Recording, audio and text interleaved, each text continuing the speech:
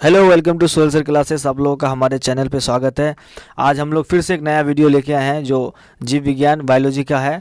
और जो part 1 part 2 नहीं देखे हैं फिजिक्स और केमिस्ट्री का, तो वो लोग जो हमारे चैनल पे देख सकते हैं। उसमें भी हमने जो है VVI क्वेश्चन दिया है जो एग्ज़ाम के लिए बहुत इंपॉर्टेंट है। अगर ये क्वेश्चन पढ़ लेते हैं आपका, तो ये गारंटी है कि आपको जो है 24 नंबर जो है जो लघु उत्तर प्रश्न आएंगे उसमें आपका पक्का हो जाएगा। तो देखते हैं हम लोग बायोलॉजी जीव विज्ञान का पहला क्वेश्चन क्या है कि पौधों में गैसों का आदान प्रदान कैसे होता है। बहुत इंपॉर्टेंट क्वेश्चन है, ठीक है। तो इसका उत्तर इस तरह से लिखना है आपको कि पौधों में गैसों का आदान प्रदान पत्तियों में मौजूद रंध्र के द्वारा होता है और CO2 को ग्रहण करके O2 प्रदान करता है। यानी क्या करते हैं कि पौधों में जो गैसों का आदान प्रदान होता है ना, कि वायुमंडल से CO2 को ग्रहण करता है, ये CO2 गैस को, और O2 यानी ऑक्सीजन हमें प्रदान करता है, ठीक है। अब देखते हैं हम लोग अगला क्वेश्चन कि पित्त क्या है, मनुष्य के पाचन में इसका क्या महत्व है। बहुत इंपॉर्टेंट है, ठीक है। पित्त गाढ़ा और हरा रंग का क्षारीय द्रव है, मतलब पानी जैसा होता है, द्रव है। और उसके बाद और ये आमाशय में आए भोजन के अम्लीय प्रभाव को क्षारीय बनाता है, ठीक है। ये इसका जो है पित्त का कार्य है, ठीक है। तो जल्दी से जल्दी आप स्क्रीनशॉट ले लें। चलते हैं अगला क्वेश्चन में। चलिए देखते हैं हम लोग अगला क्वेश्चन कि प्रकाश संश्लेषण किसे कहते हैं, इसका महत्व क्या है। बहुत इंपॉर्टेंट है, VVI है, ठीक है। और इस तरह से आपको लिखना है कि जिस प्रक्रिया द्वारा पेड़ पौधा अपना भोजन बनाता है उसे प्रकाश संश्लेषण कहते हैं। वायुमंडल से CO2 तथा सूर्य की रोशनी तथा पत्तियों में मौजूद क्लोरोफिल और जड़ के द्वारा जल को प्राप्त करता है, ठीक है। इसी तरह से जो है प्रकाश संश्लेषण के द्वारा पेड़ पौधा अपना भोजन ग्रहण करता है, ठीक है। उसके बाद हम लोग चलते हैं अगला क्वेश्चन। चलिए देखते हैं हम लोग अगला क्वेश्चन कि निम्नलिखित जंतुओं के श्वसन अंगों के नाम लिखना है, ठीक है। श्वसन अंगों के नाम लिखना है, जिसे इस तरह से आपको लिखना है कि जंतुओं के नाम, और दूसरी तरफ है कि श्वसन अंगों के नाम। पहला है कि मछली जो अपना सांस किससे लेता है, तो गलफड़ा यानी गिल्स के द्वारा। दूसरा है मच्छर यानी श्वास नाल यानी ट्रैकिया के द्वारा। तीसरा है केचुआ त्वचा के द्वारा। और कुत्ता जो है वो फेफड़ा के द्वारा लेता है। और मनुष्य भी किसके द्वारा लेता है, वो भी फेफड़ा के द्वारा लेता है। चलते हैं हम लोग अगला क्वेश्चन में। चलिए देखते हैं हम अगला क्वेश्चन कि आमाशय में अम्ल की क्या भूमिका है। और इसी क्वेश्चन को दूसरे तरीके से पूछेगा कि मनुष्य के आमाशय में जो HCl अम्ल स्रावित होता है वो कैसे कार्य करता है। तो इस तरह से आपको उत्तर लिखना है कि आमाशय में अम्ल की महत्वपूर्ण भूमिका है। यह भोजन को सड़ने से रोकता है तथा यह भोजन के साथ आए जीवाणु को नष्ट करता है, ठीक है। इसी तरह से चलिए देखते हैं अगला क्वेश्चन कि आयोडीन युक्त नमक के उपयोग की सलाह क्यों दी जाती है, ठीक है।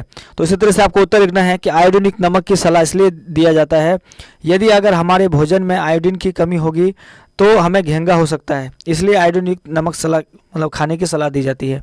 चलिए बढ़ते हैं अगले क्वेश्चन में। चलो अब देखते हैं हम लोग अगला क्वेश्चन कि परागकण किसे कहते हैं। वर्षा होने पर परागकण का क्या प्रभाव पड़ेगा, ठीक है। तो इसका उत्तर लिखना है जब परागकण परागकोश के वर्ती काक तक पहुंचती है तो उसे क्या कहते हैं, परागकण कहते हैं।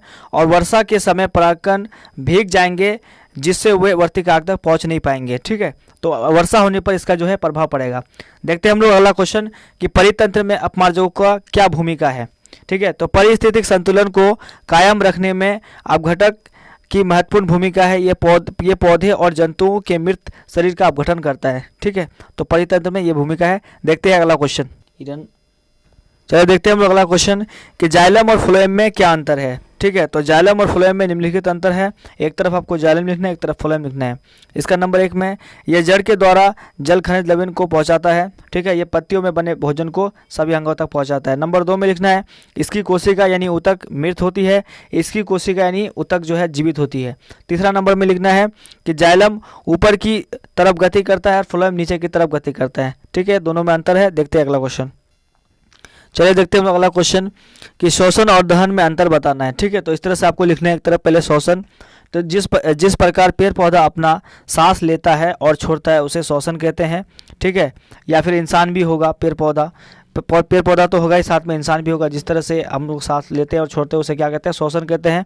और दहन क्या हो जाएगा कि किसी भी पदार्थ को ऑक्सीजन की उपस्थिति में जलना क्या कहलाता है, दहन कहलाता है, ठीक है। देखते हैं हम लोग अगला क्वेश्चन। चलिए देखते हैं अगला क्वेश्चन कि स्वयंपोषी तथा विषमपोषी में क्या अंतर है। एक तरफ लिखना है आपको स्वयंपोषी, ठीक है, ऐसे जीव जो अपना भोजन खुद बनाते हैं उसे स्वयंपोषी कहते हैं। उसी तरह से आपको विषमपोषी लिखना है, ऐसे जीव जो अपना भोजन खुद नहीं बनाते हैं और दूसरे पर निर्भर रहते हैं उसे क्या कहते हैं, विषमपोषी कहते हैं। ऐसे पौधे जो अपना भोजन नहीं बनाते हैं उसे विषमपोषी कहते हैं। ठीक है, देखते हैं हम लोग अगला क्वेश्चन, उत्सर्जन की परिभाषा दें। ठीक है, तो लिखना है इसके प्रमुख अंगों के नाम भी लिखना है। उत्सर्जन तो लिखना है, साथ में इसके प्रमुख अंगों के नाम लिखना है। ठीक है, तो देखते हैं उसका उत्तर कि खराब पदार्थ को शरीर से बाहर निकालना क्या कहलाता है, उत्सर्जन कहलाता है। ठीक है, और इसके अंग हो जाएंगे, गिल्स हो जाएगा, फेफड़ा हो जाएगा। ठीक है, इस तरह से लिख लीजिएगा। देखते हैं हम लोग अगला क्वेश्चन। चलिए देखते हैं हम लोग अगला क्वेश्चन कि किन्हीं तीन पादप हार्मोन का नाम और उनके कार्य लिखना है। ठीक है, तो पादप हार्मोन के नाम जो है, पहला है ऑक्सिन, दूसरा है जिबरेलिन, तीसरा है साइटोकाइनिन। ठीक है, उसके बाद इसका कार्य लिखना है। कार्य क्या हो जाएगा कि ये बीजों के अंकुरन को बढ़ाता है। और इसी तरह से जिबरेलिन का दूसरा जो कार्य है, ये बीजहीन फलों को विकास में सहायक है। और इसी तरह से साइटोकाइनिन का जो कार्य है लिखना है कि ये हार्मोन वृद्धि को उत्प्रेरित करते हैं। देखते हैं अगला क्वेश्चन।